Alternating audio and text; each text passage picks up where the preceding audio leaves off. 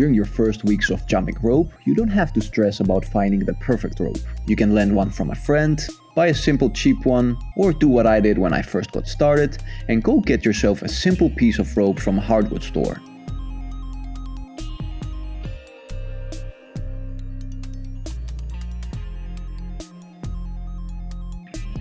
The most important thing in the beginning is that the length of your rope is properly adjusted.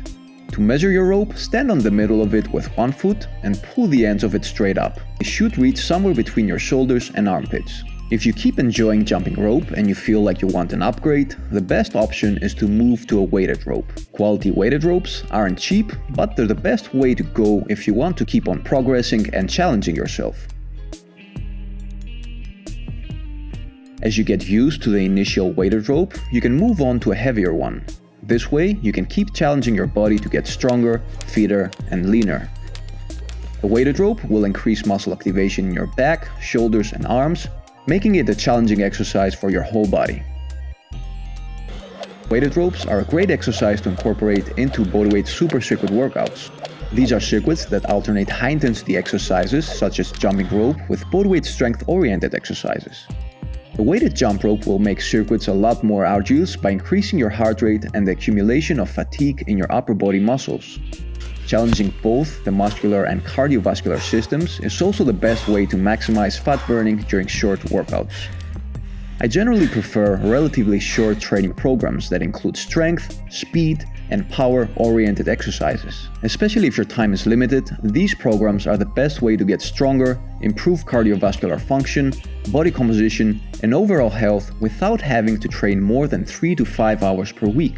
As I introduce you to some of my favorite training toys and methods the coming weeks, I'll be sharing more of these workouts with you in my upcoming videos.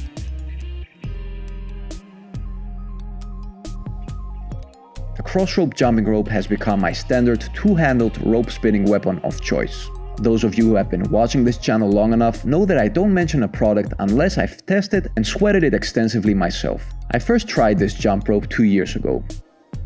Since then, I switched through a lot of different ropes, but I always end up going back to Crossropes. No, they're not cheap, but besides the better quality, I found that when building new habits, spending a bit more money on some things gets you more invested in them. Just like all jumping ropes, the Crossrope will eventually begin decaying as well.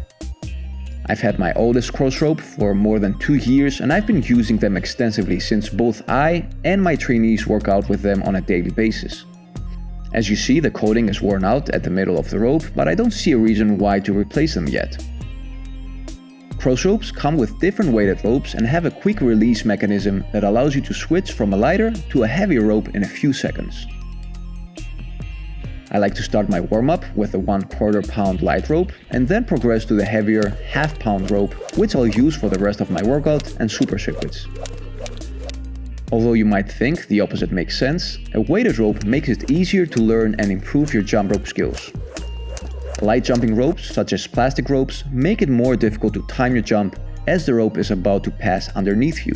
This is because you can't feel them rotating around your body and sense their location. For a rookie or someone looking to learn some tricks, this can cause trip-ups and frustration.